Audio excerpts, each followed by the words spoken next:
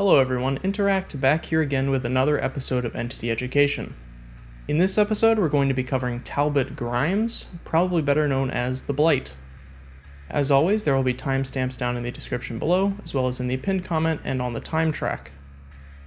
Normally I don't bother doing this, but please subscribe for more videos in the future and like the video if you want to please the great algorithm god of YouTube. The Blight has normal base stats, a terror radius of 32 meters, and a base movement speed of 4.6 meters per second or 115%.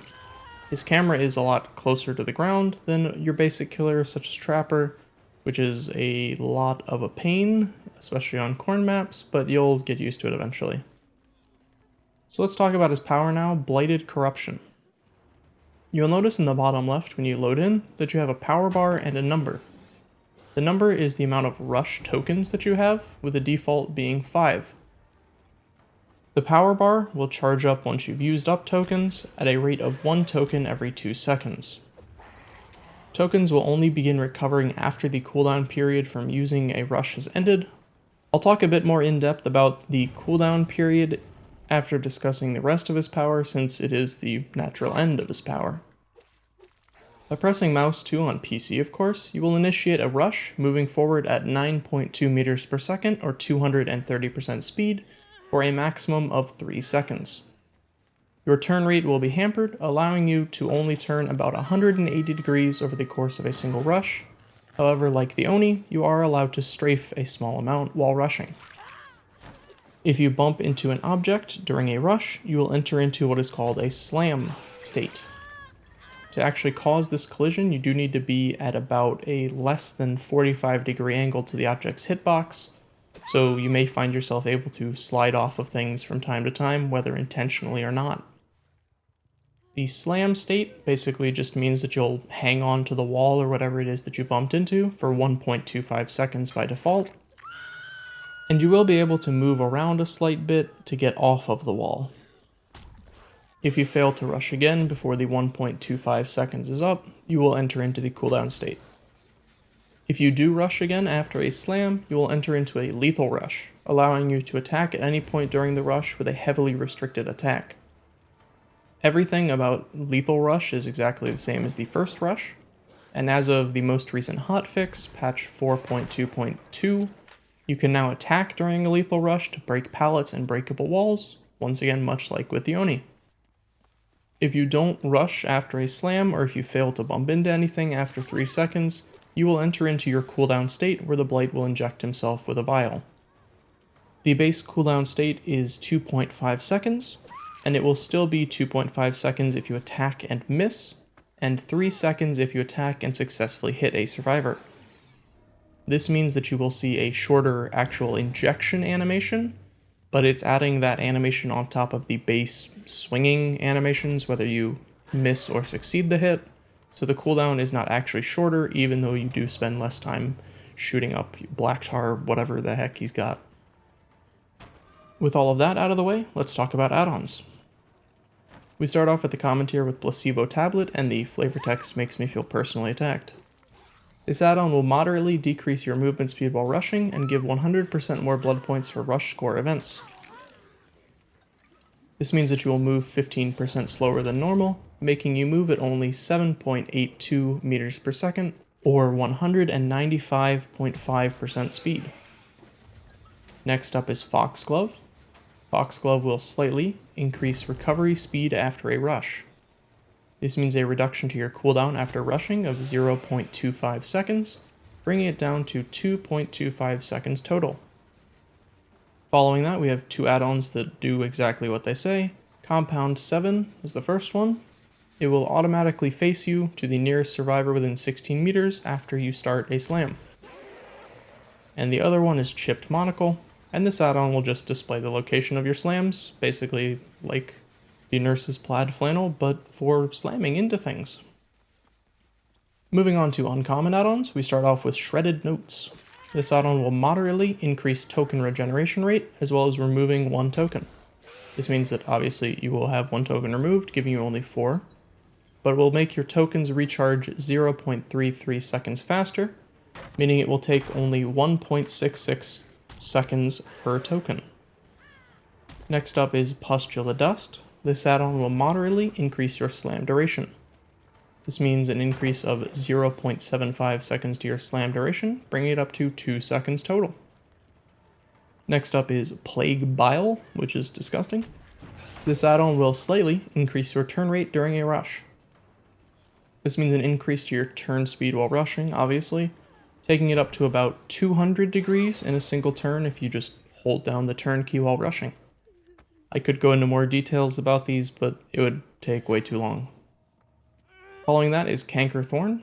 This add-on will moderately increase recovery speed after a rush. This means a reduction to your cooldown after rushing of 0.5 seconds, bringing it down to just 2 seconds total. And the final uncommon add-on is Blighted Rat. This add-on will moderately increase your rush speed for each consecutive rush.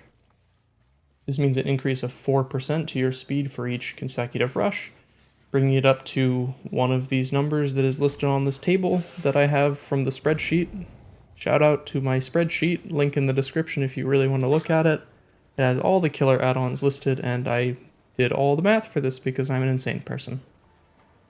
Moving on to the rare add-ons now, we start with Umbra Salts. This add-on will moderately increase your turn rate during a rush. This means an increase to your turn rate, bringing it up to 210 degrees in a single turn if you just hold down the turn key.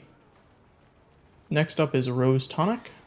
This add-on will considerably increase slam duration. This means an increase of 1 second to your slam duration, bringing it up to 2.25 seconds total. And following that is Compound 21.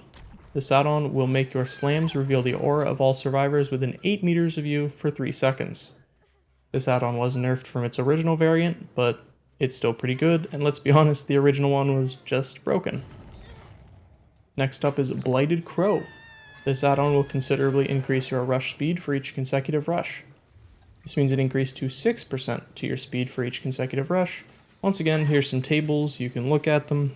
If you want to look at more things like this, check out my spreadsheet.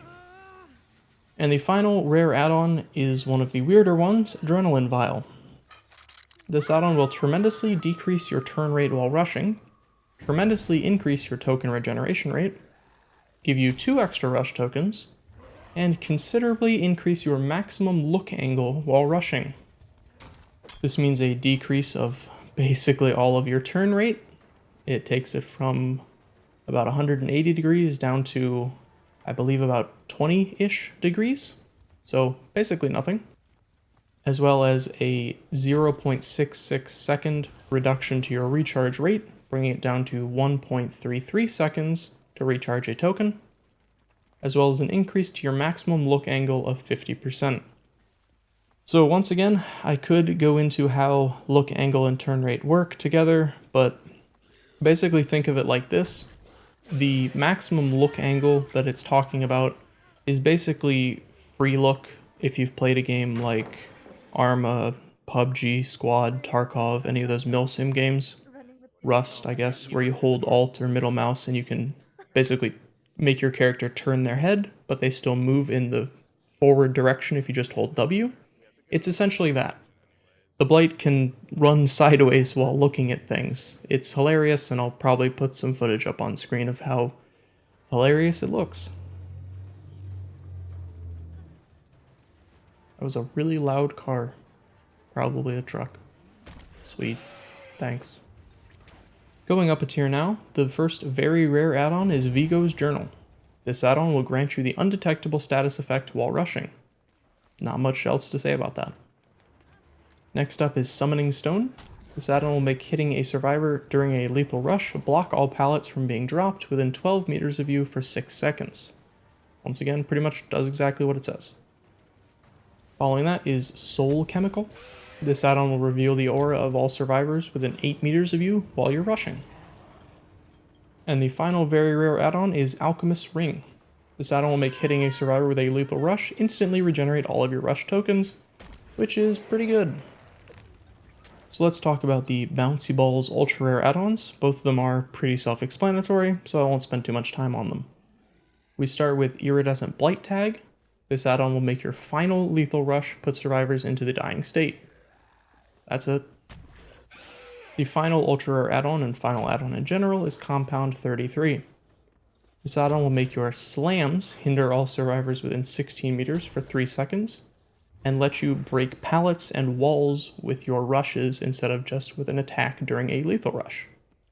You will be stunned for 1.5 seconds after doing so, however, because balance reasons. So now let's get into the teachable perks that you'll unlock if you put your blood points into the Blight. At level 30, you'll unlock the teachable for the perk Dragon's Grip. Dragon's Grip will make it so if a survivor touches a generator after you've kicked it, within 30 seconds of you having kicked it, which is very confusing to say, they will scream and reveal their location for 4 seconds, as well as suffer from the exposed status effect for 60 seconds. This effect has a cooldown of 120/100/80 seconds. At level 35, you'll unlock the teachable for the perk Hex Blood Favor. Blood Favor is obviously a Hex perk, it's in the name, so it will spawn a Hex totem. For as long as it is up, whenever you hit a survivor, all non-dropped pallets within 16 meters will become blocked by the entity for 15 seconds. This makes them unable to be pulled down or dropped, but any dropped pallets can still be vaulted over. This effect has a cooldown of 60/50/40 seconds. And finally, at level 40, you'll unlock the new boogeyman, Hex Undying. Hex Undying, obviously also a Hex perk, it's in the name, so there's a Hex totem. While active, any survivor within 2 meters of any totem, dull or lit, will have their auras revealed to you for 4/5/6 seconds. Also, and possibly more importantly, anytime any other Hex totem is cleansed, it will be moved to a dull totem if possible, as well as losing any stacks that it may have had. So let's talk about some tips for playing the Blight. I mean, honestly, he's fairly straightforward, but I'll try and cover on some things that maybe people don't know about. The first is extremely obvious, but since you're moving at Billy speeds while rushing, you're going to want to find a nice balance of being able to actually use your power to move around the map, and using it at loops or in the open to try and down survivors. I would say that the Blight is kind of the inverse of the Spirit, where with the Spirit you mostly use your power at loops, and you don't really use it as much for moving around the map because it is stronger at loops than it is at moving around the map. The Blight, as I said, inverse of that, so I feel like you want to be using it more for mobility around the map, but you can use it at some loops, just shorter loops are very hard to bounce around in. But if you do find yourself at a longer loop where you think you can get away with it, bounce away to your heart's content. Outside of that, you're probably just going to end up playing a lot like Demogorgon with his Shred, where you can try and bait out pallets with lethal rushes and just break them if survivors drop them, or get a free hit if they don't. This also probably goes without saying, but I think the Blight is not really a killer that you're going to be able to just kind of pick up and play. He does require a little bit of practice because his hitboxes are slightly finicky. Hitboxes in DBD in general are pretty finicky. And with the rush duration, you really want to be able to, like, if you want to push him to his maximum ability to move around the map, you're going to want to know how far you can actually make it in those 3 seconds and what objects you should be using to bounce around off of. You're also going to want to get a good feel for your sensitivity, so you'll be able to turn, do a 180 after you slam into something to be able to get your lethal rushes to really go where you want to and ping pong around everywhere. If you do find yourself at really short loops like the junk tiles on Autohaven maps, you're probably not going to want to even bother attempting to bounce around. Kind of like with the Oni, again, the tiles are just too tight and small to really be bounced around, and you're just going to end up losing the survivor because you're rocketing off into Never Never Land. While it does kind of suck to just be, hold M1 and hold W until they drop the pallet and then break it, that playstyle kind of sucks. You're going to get really punished if you screw it up, so you may just want to play those like a normal M1 killer. And then a quick tip for hitting survivors with your lethal rushes is that you want to swing a bit early before you get right on top of the survivor, since you do have kind of a hampered turn while you're lunging. This way, if they try and spin the lunge, which a lot of survivors do, if you are far enough away, aim dressing will just give you a nice salad instead of some spoiled lettuce. Why did I make that why did I write this down? What am I doing with my life? So let's talk about perk builds. I would say, normally, that with newer killers, the meta hasn't really fully developed yet, but there is a build that has developed, and I believe it was pioneered by Otofu, but I could be incorrect on that. He might be the first one to have published something about it, but as soon as Undying was announced and we knew what it did, most people kind of caught on to what was going to happen. Anyways, the build is Barbecue and Chili, Hex Ruin, Hex Undying, and typically Tinkerer. This build is extremely strong on Blight since it covers a lot of gaps in his kit.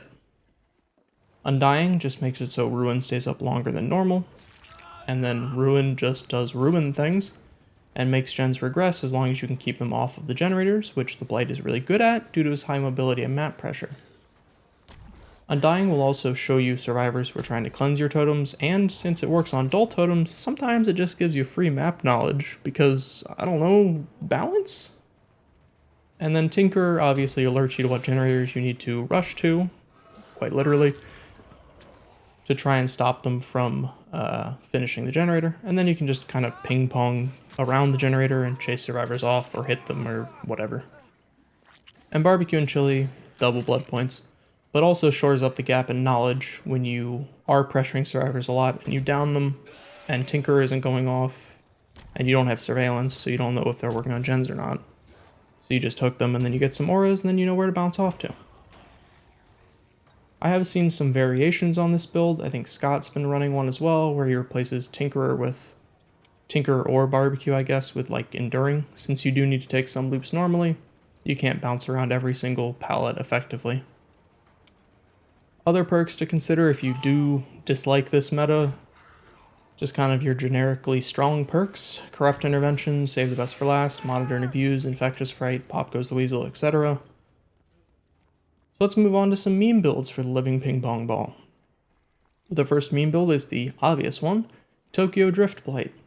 For this build, you're going to want to bring the add-ons Adrenaline Vial and probably like Shredded Notes. For perks, honestly, just use whatever you want. Just use your turn rate and maximum look angle nonsense to just drift around stuff, and you can like peek through windows or through doorways and slide past them, and it's just fun and you look silly as heck. The second meme build is like a wall hang Blight. For this build, you're going to want to use the add-ons Rose Tonic and Pustula Dust. Bring whatever perks you want. This is pretty much just a pure joke and something that I've kind of stumbled across while testing. You can actually get some mind games out of just hanging on to the wall in the slam state for like 3 solid seconds, since it's more than double what survivors expect you to be able to do. But honestly, I mean, outside of occasionally getting a really cool hit because they're like, wait, he was sitting there for that long? I thought he couldn't do that. It's just kind of a joke. And that's it for this episode of Entity Education, covering Talbot Grimes, probably better known as the Blight, or the Bleat, if you ask my Discord. As always, links to all social media, Twitch stream, Patreon, whatever else in the description, on the screen. Leave a like if you liked the video or learned anything, subscribe for more in the future. Thanks as always for watching, and I'll see you in the next video. Goodbye.